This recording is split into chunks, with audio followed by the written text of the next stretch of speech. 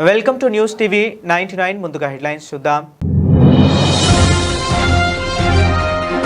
కోహినూర్ను భారత్కు తిరిగి ఇవ్వండి. బ్రిటన్ రాజును కోరుతున్న న్యూయార్క్ మేయర్.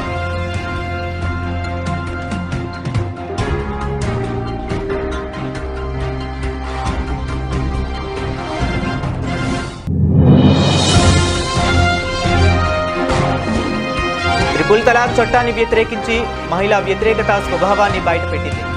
యూపీ ప్రత్యేక అసెంబ్లీ సమావేశంలో కాంగ్రెస్ పార్టీపై విరుచుకుపడ్డ సీఎం ఆదిత్యనాథ్.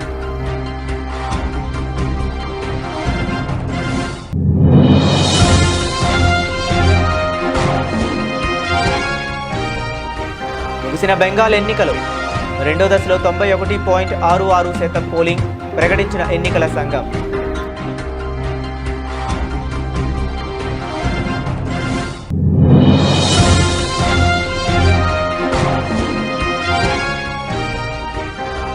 ధరలు పెంచే ఆలోచన కేంద్రానికి లేదు, తేల్చి చెప్పిన కేంద్ర మంత్రి కిషన్ రెడ్డి. పనికిరానోళ్ల మాటలను ప్రజలు నమ్మొద్దని సూచన.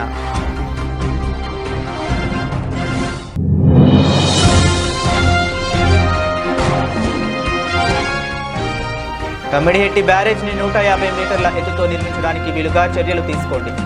అధికారులను ఆదేశించిన ముఖ్యమంత్రి రేవంత్ రెడ్డి.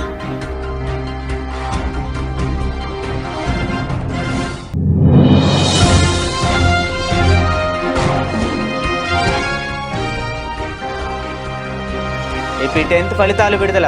బాలికలదే పై చేయి. మొత్తం 85.25% ఉత్తీర్ణత నమోదు.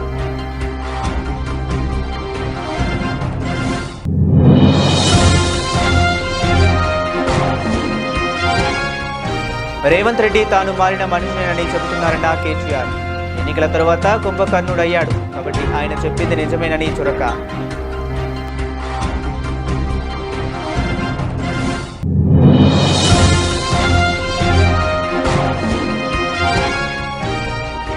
ప్రభుత్వ అరాచకాలకు వ్యతిరేకంగా పోరాటం కొనసాగిస్తాం. ప్రెస్ మీట్లో భూమన కరుణాకర్ రెడ్డి స్పష్టీకరణ.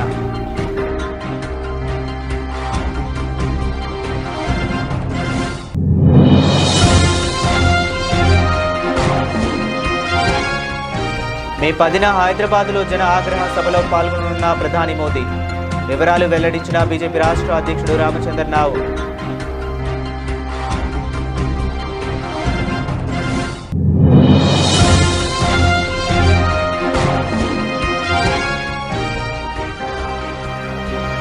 రక్షణ రంగంలో మరో మైలురాయి చేరుకున్న భారత్.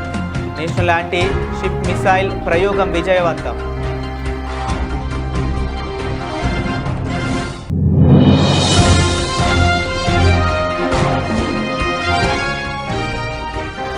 సలాం సన్ రైజర్స్ ముంబైపై సంచలన చేజింగ్ విజయం. ముంబైపై 6 వికెట్ల తేడాతో సన్ రైజర్స్ హైదరాబాద్ ఘన విజయం.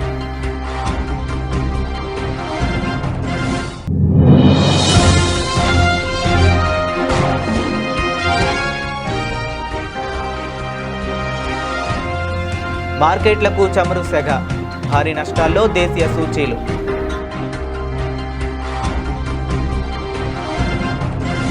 కోహినూర్ వజ్రం గురించి అమెరికాలోని న్యూయార్క్ నగరం మేయర్ కీలక వ్యాఖ్యలు చేశారు. బ్రిటన్ రాజు కింగ్ చార్లెస్ మూడుని వ్యక్తిగతంగా కలిసే అవకాశం వస్తే కోహినూర్ వజ్రాన్ని భారత్కు తిరిగి ఇవ్వాలని కోరతానని తెలిపారు. భారతీయ మూలాలను కలిగిన ఆయన వ్యాఖ్యలు అంతర్జాతీయ స్థాయిలో చర్చనీయాంశంగా మారాయి. కింగ్ చార్లెస్ III ప్రస్తుతం అమెరికా పర్యటనలో ఉన్నారు. న్యూయార్క్లోని 9/11 దాడుల స్మారక చిహ్నాన్ని సందర్శించారు. ఈ కార్యక్రమంలో కాకుండా కింగ్ చార్లెస్ మూడుని వ్యక్తిగతంగా కలిసి మాట్లాడే అవకాశం వస్తే కోహినూర్ను భారత్కు తిరిగి ఇచ్చేయాలని కోరతాను అని మీడియా సమావేశంలో మేయర్ తెలిపారు. అయితే ఆయన కోహినూర్ గురించి కింగ్ చార్లెస్ IIIతో మాట్లాడారా లేదా అనే విషయం గురించి సమాచారం బయటకు రాలేదు. కాగా న్యూయార్క్ మేయర్ వ్యాఖ్యలపై స్పందించేందుకు లండన్లోని బకింగ్హామ్ ప్యాలెస్ నిరాకరించింది. కాగా 1849లో మహారాజ్ దులీప్ సింగ్ 108 క్యారెట్ల కోహినూర్ వజ్రాన్ని విక్టోరియా మహారాణికి ఇచ్చేశారు. అప్పటి నుంచి ఆ వజ్రం బ్రిటన్ రాజ కుటుంబం ఆధీనంలోనే ఉంది. ఆ వజ్రాన్ని తిరిగి వెనక్కు తీసుకురావాలని భారత ప్రభుత్వం ఎన్నో ఏళ్లుగా దౌత్య మార్గాల ద్వారా ప్రయత్నిస్తుంది. అయితే అందుకు బ్రిటన్ నుంచి సానుకూల స్పందన రావటం లేదు. 1995 స్టేట్ గెస్ట్ హౌస్ ఘటనలో మహిళల పట్ల సమాజ్వాదీ పార్టీ రాక్షస ప్రవర్తులు బట్టబయలయ్యాయి. ఉత్తరప్రదేశ్ ముఖ్యమంత్రి యోగి ఆదిత్యనాథ్ అన్నారు. మాయావతి గౌరవాన్ని కాపాడడానికి బీజేపీ జోక్యం చేసుకోవాల్సి వచ్చిందని ప్రత్యేక అసెంబ్లీ సమావేశంలో యూపీ సీఎం యోగి ఆదిత్యనాథ్ తెలిపారు. మరోవైపు హస్తం పార్టీపై విరుచుకుపడ్డారు. షాబాను కేసులో కాంగ్రెస్ ఒక ముస్లిం మహిళను విఫలం చేసిందని, త్రిపుల్ తలాక్ చట్టాన్ని వ్యతిరేకించి మహిళా వ్యతిరేక స్వభావాన్ని బయటపెట్టిందని దుయ్యబట్టారు. 1995 की घटना भी सबको याद है, जब प्रदेश की पहली दलित मुख्यमंत्री के साथ स्टेट गेस्ट हाउस कांड हुआ था।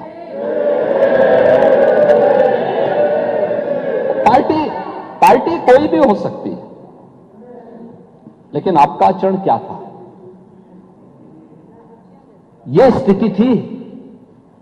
यह है समाजवादी पार्टी का आचरण।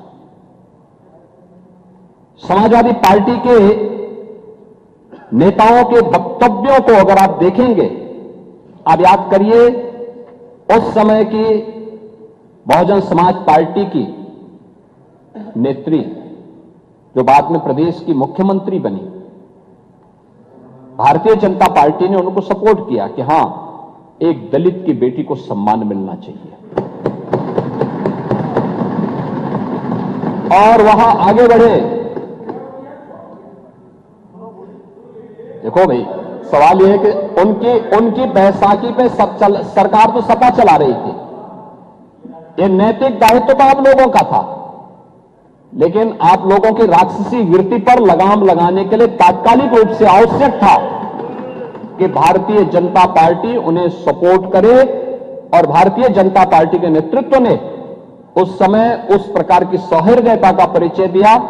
स्वर्गीय ब्रह्मदत्त द्विवेदी जी अपनी जान पर खेल करके समाजवादी पार्टी के गुंडों से भिड़े थे स्टेट गेस्ट हाउस में।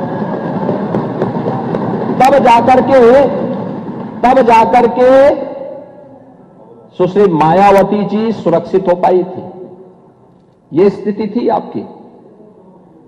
పశ్చిమ బెంగాల్లో బుధవారం రెండో దశ పోలింగ్తో ఎన్నికలు ముగిశాయి. తొలి దశలో 93.19 పోటీ పడుతూ ఈ దశలో కూడా భారీగా 91.66% నమోదైంది. రెండో దశలో కలిపి 92.47% పోలింగ్ జరుగుతుందని ఎన్నికల సంఘం ప్రకటించింది.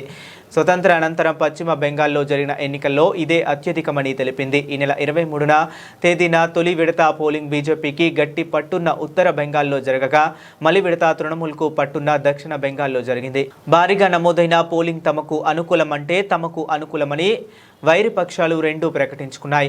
ఇది మమతా ప్రభుత్వానికి వ్యతిరేకత ఓటు అని, అధికారంలో తామే రాబోతున్నామని బీజేపీ తెలిపింది.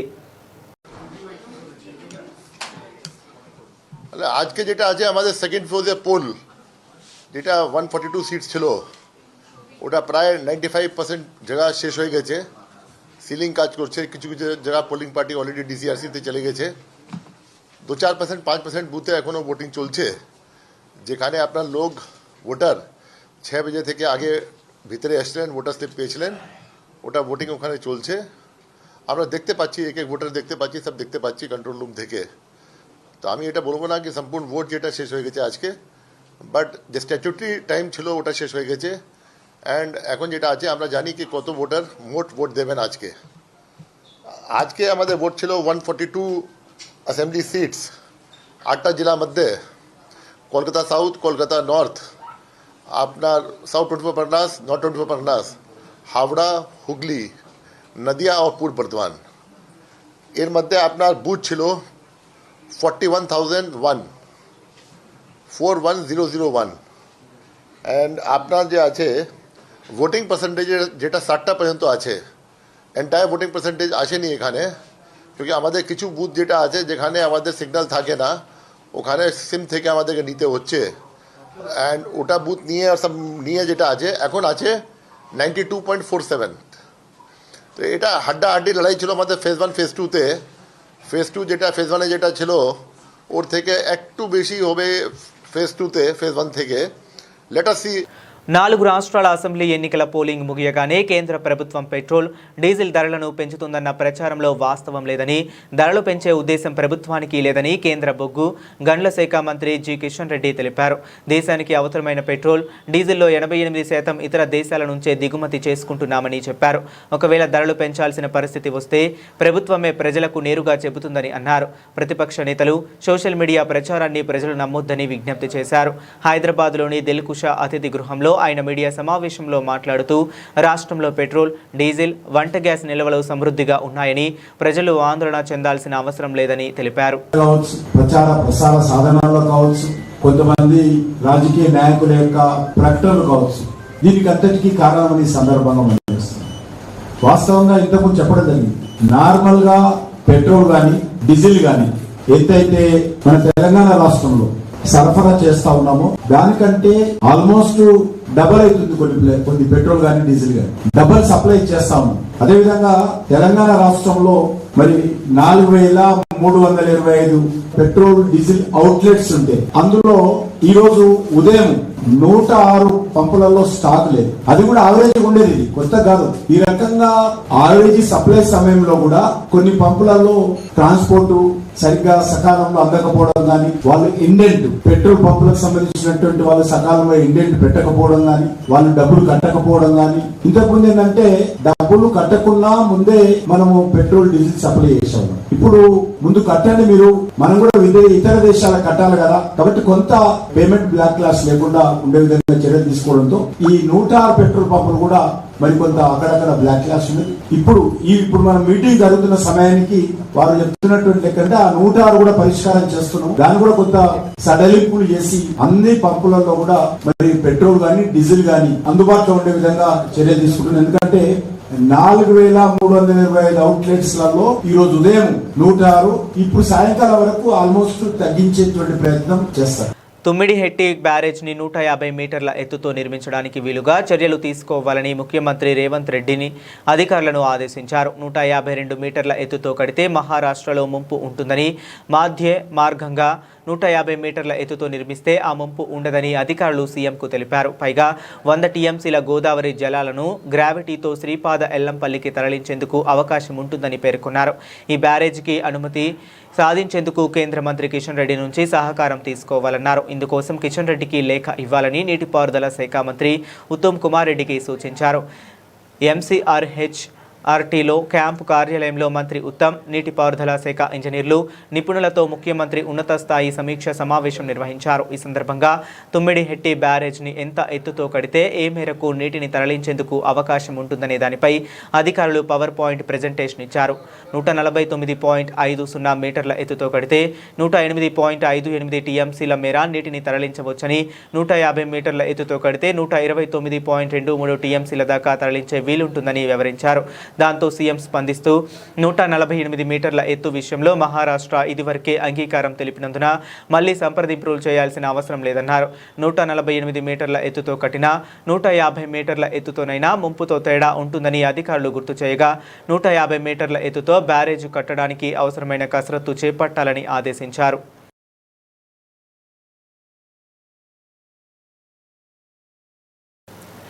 ఏపీలో 10వ తరగతి విద్యార్థుల నిరీక్షణకు తెరపడింది. రాష్ట్ర ఐటీ విద్యాశాఖ మంత్రి నారా లోకేష్ ఉదయం 11 గంటలకు 10th పబ్లిక్ పరీక్షల ఫలితాలను విడుదల చేశారు. ఈ ఏడాది మొత్తం 85.25% ఉత్తీర్ణత నమోదైనట్లు ఆయన ప్రకటించారు.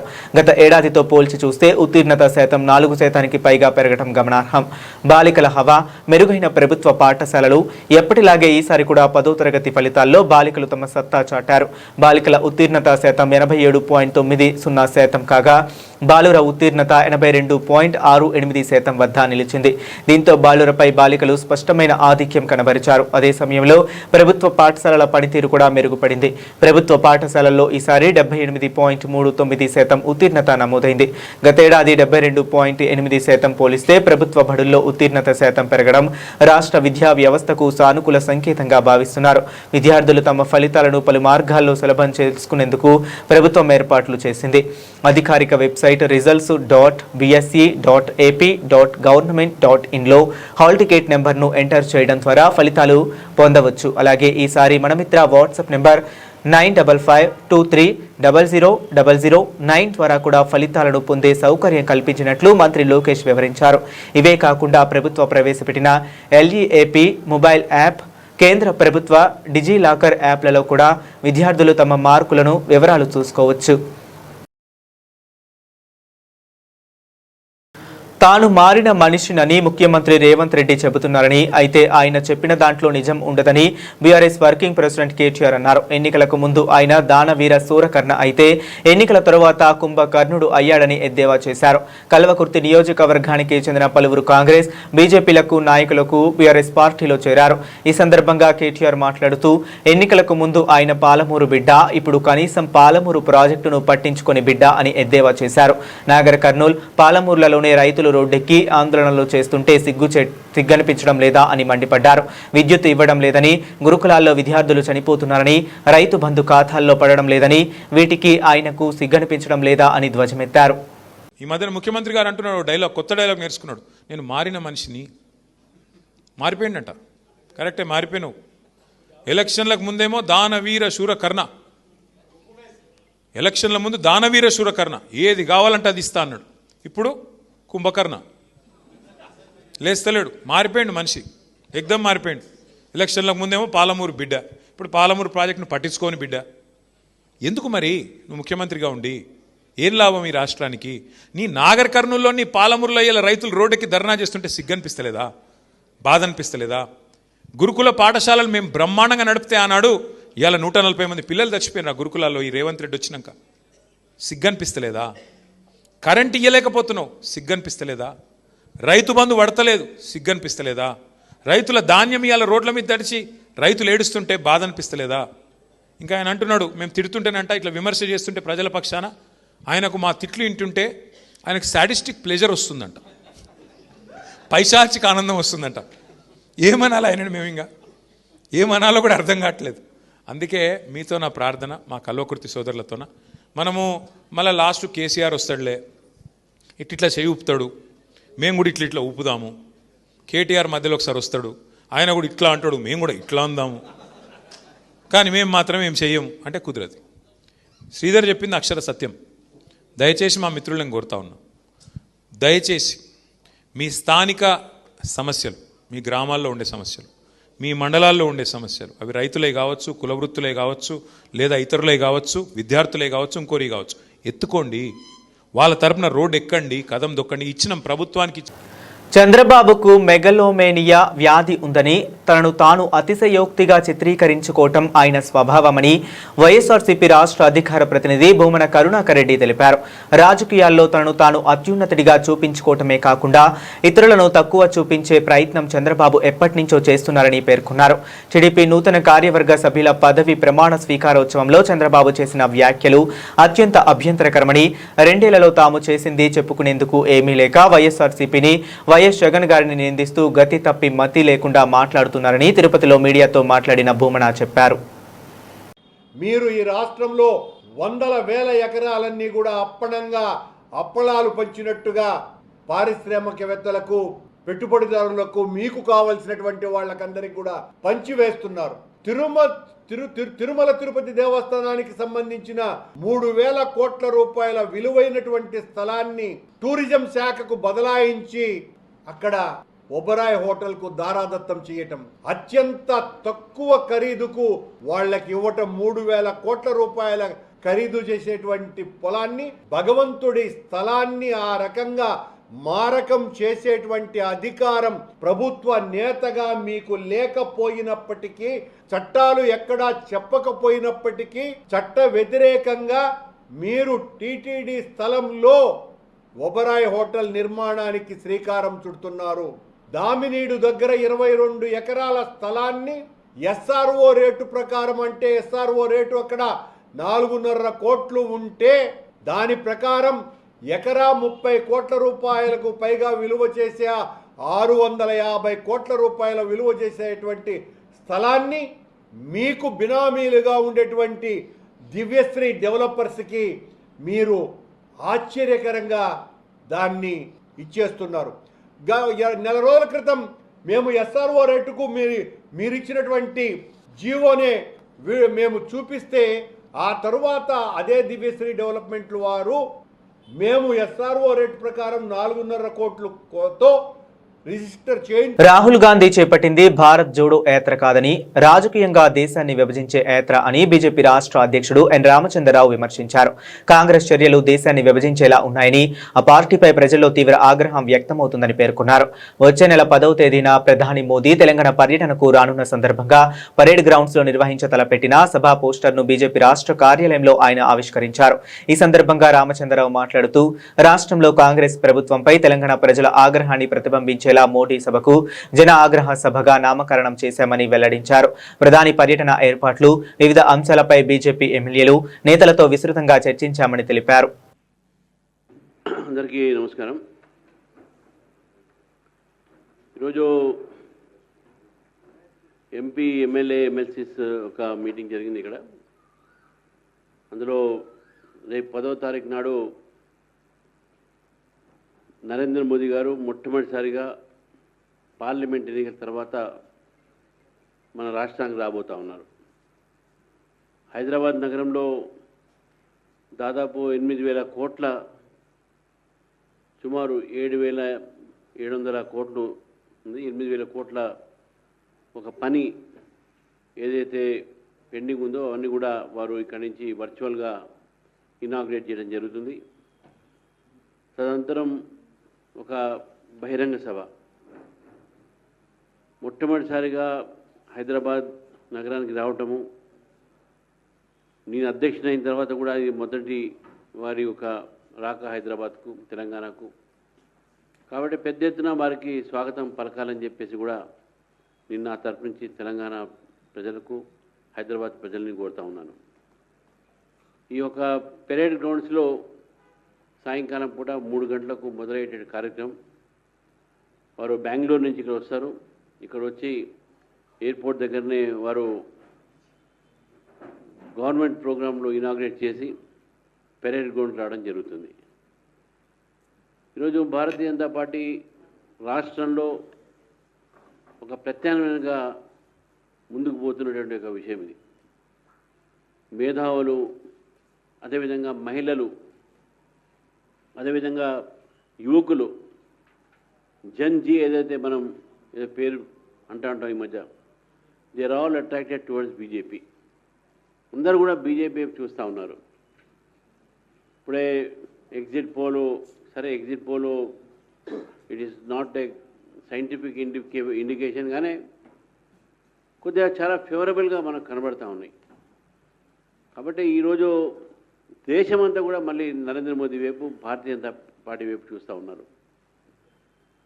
దక్షిణాదిగా పాండుచేరిలో, పుడుచేరిలో, అదేవిధంగా తమిళనాడు. రక్షణ రంగంలో భారత్ మరో మైలురాయిని చేరుకుంది. యుద్ధ నౌకలను టార్గెట్ చేసే నేవల్ యాంటీ షిప్ మిసైల్ ప్రయోగం తాజాగా విజయవంతమైంది. బంగాళాఖాతంలో హెలికాప్టర్ ద్వారా క్షిపణిని డిఆర్డీఓ, భారత నావికాదళం విజయవంతంగా పరీక్షించాయి. సాల్వో లాంచ్ విధానంలో వరుసగా 2 మిసైల్స్ ను హెలికాప్టర్ నుంచి ప్రయోగించాయి. ఈ మిసైల్స్ ను సాల్వో లాంచ్ విధానంలో ప్రయోగించడం దేశంలో ఇదే తొలిసారి. పరీక్ష సందర్భంగా మిసైల్ గమనం, దిశను మార్చుకునే సామర్థ్యం అన్నిటినీ అంచనాలను అందుకున్నాయని DOX వేదికగా తెలిపింది. అంతర్జాతీయ ప్రమాణాలకు అనుగుణంగా ఖచ్చితత్వంతో మిసైల్ పనిచేసిందని వెల్లడించింది. స్వదేశీ పరిజ్ఞానంతో తయారైన నావిగేషన్, గైడెన్స్, సీవర్ వ్యవస్థలు క్షిపణిలో ఉన్నాయి. క్షిపణి ప్రయోగం విజయవంతమైన నేపథ్యంలో శాస్త్రవేత్తలను, నావికాదళాన్ని రక్షణ మంత్రి రాజ్నాథ్ సింగ్ అభినందించారు.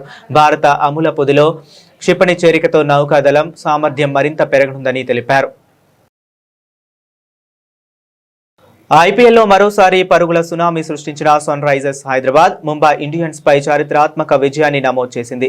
వాంఖడే స్టేడియం వేదికగా జరిగిన ఈ మ్యాచ్లో ముంబై నిర్దేశించిన 244 పరుగుల భారీ లక్ష్యాన్ని కేవలం 18.4 ఓవర్లలో 4 వికెట్లు కోల్పోయి ఛేదించింది. ఓపెనర్లు ట్రావిస్ హెడ్, అభిషేక్ శర్మ సృష్టించిన విధ్వంసానికి హెన్రిచ్ క్లాసిన్, సలీల్ అరోరా మెరుపులు తొడవడంతో సన్ రైజర్స్ 8 బంతులు మిగిలి ఉండగానే 6 వికెట్ల తేడాతో అద్భుత విజయాన్ని అందుకుంది. ముంబై బ్యాటర్ రియాన్ రికెల్టన్ అద్భుత శతకం వృధా అయింది. 244 పరుగుల కొండంత లక్ష్యంతో బరిలోకి దిగిన సన్ రైజర్స్ కు ఓపెనర్లు ట్రావిస్ హెడ్, అభిషేక్ శర్మ తిరుగులేని ఆరంభాన్ని అందించారు. వీరిద్దరూ కలిసి కేవలం 8.4 ఓవర్లలోనే 129 పరుగుల విధ్వంసకర భాగస్వామ్యం నెలకొల్పి గెలుపునకు బలమైన పునాది వేశారు. ట్రావిస్ హెడ్ కేవలం 30 బంతుల్లో 5 ఫోర్లు, 8 సిక్సర్లతో 76 పరుగులు చేయగా, అభిషేక్ శర్మ 24 బంతుల్లో 3 సిక్సర్లు, 5 ఫోర్లతో 45 పరుగులు సాధించి అతనికి అండగా నిలిచాడు. అయితే 129 పరుగుల వద్ద అభిషేక్ శర్మ అవుట్ అయిన తర్వాత సన్ రైజర్స్ స్వల్ప వ్యవధిలో ఇషాన్ కిషన్, ట్రావిస్ హెడ్ వికెట్లను కోల్పోయి కాస్త తడబడింది. ఈ దశలో క్రీజులో వచ్చిన హెన్రిచ్ క్లాసెన్ 30 బంతుల్లో 65 నాట్అవుట్, నితీష్ కుమార్ రెడ్డి 17 బంతుల్లో 21తో కలిసి ఇన్నింగ్స్ ను చక్కదిద్దాడు.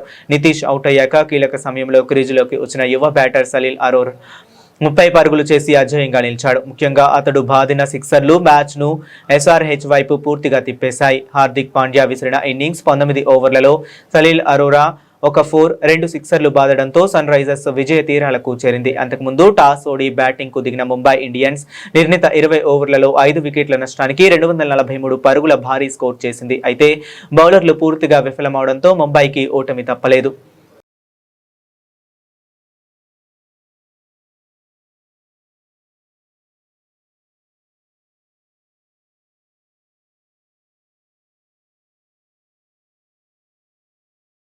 ముడి చమురు ధరలు మరోసారి బగ్గుమన్నాయి. ఇరాన్ ఓడరేవులపై అమెరికా దిగ్బంధనం కొనసాగుతుండటంతో చమురు సరఫరాపై తీవ్ర ప్రభావం పడింది.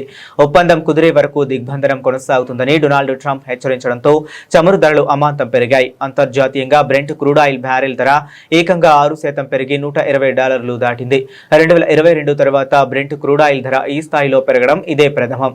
గత సెషన్ ముగియడంపు 77,496తో పోల్చుకుంటే గురువారం ఉదయం 450 పాయింట్లకు పైగా నష్టంతో 77,014 వద్ద మొదలైన సెన్సెక్స్ ఆ తర్వాత మరింతకి కిందకు పడిపోయింది. ఉదయం 9 గంటల 45 నిమిషాల సమయం ఉండడంతో సెన్సెక్స్ 816 పాయింట్ల నష్టంతో 76,680 వద్ద కొనసాగుతుంది. మరోవైపు నిఫ్టీ కూడా సెన్సెక్స్ బాటలోనే సాగుతుంది. ప్రస్తుతం 256 పాయింట్ల నష్టంతో 23,921 వద్ద కదలాడుతుంది. చాలా రోజుల తర్వాత 24,000 మార్క్ దిగువకు పడిపోయింది.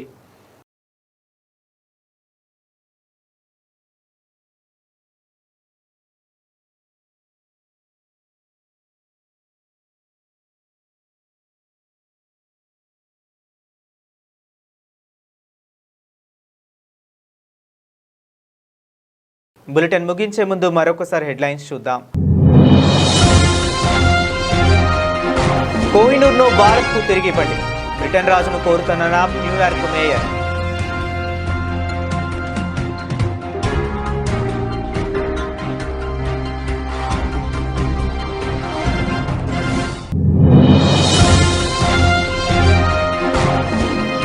ట్రిపుల్ తలాక్ చట్టాన్ని వ్యతిరేకించి మహిళా వ్యతిరేకత స్వభావాన్ని బయటపెట్టింది.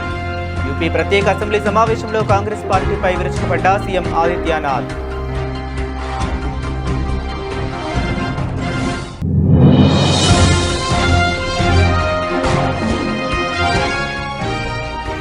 ముగిసిన బెంగాల్ ఎన్నికలు రెండో దశలో 91.66% పోలింగ్ ప్రకటించిన ఎన్నికల సంఘం.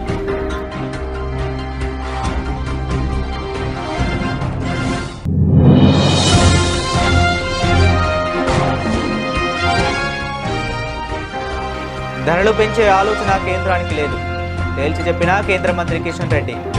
పనికిరానోళ్ల మాటలను ప్రజలు నమ్మొద్దని సూచన.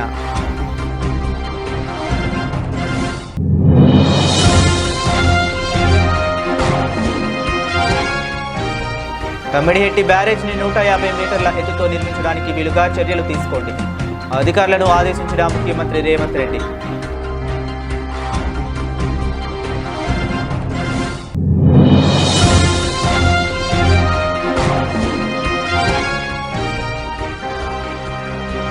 ఏపీ 10th ఫలితాలు విడుదల. బాలికలదే పై చేయి, మొత్తం 85.25% ఉత్తీర్ణత నమోదు.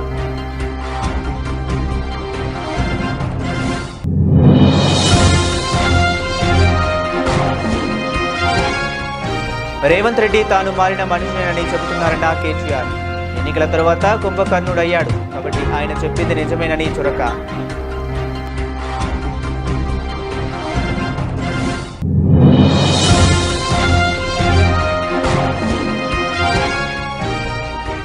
ప్రభుత్వ అరాచకాలకు వ్యతిరేకంగా పోరాటం కొనసాగిస్తాం. ప్రెస్ మీట్లో భూమన కరుణాకర్ రెడ్డి స్పష్టీకరణ.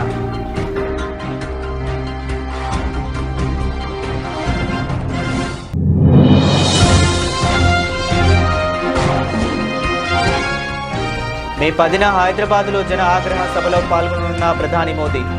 వివరాలు వెల్లడించిన బీజేపీ రాష్ట్ర అధ్యక్షుడు Ramachandra Rao.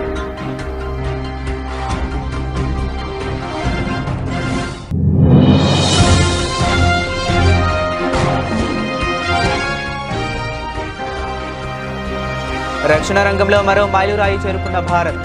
National anti ship missile ప్రయోగం విజయవంతం.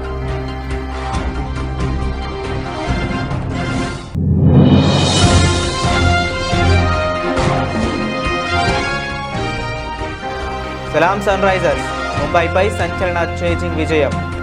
ముంబైపై 6 వికెట్ల తేడాతో సన్ రైజర్స్ హైదరాబాద్ ఘన విజయం.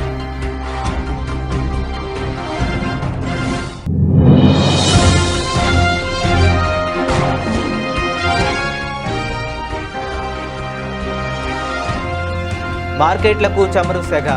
భారీ నష్టాల్లో దేశీయ సూచీలు.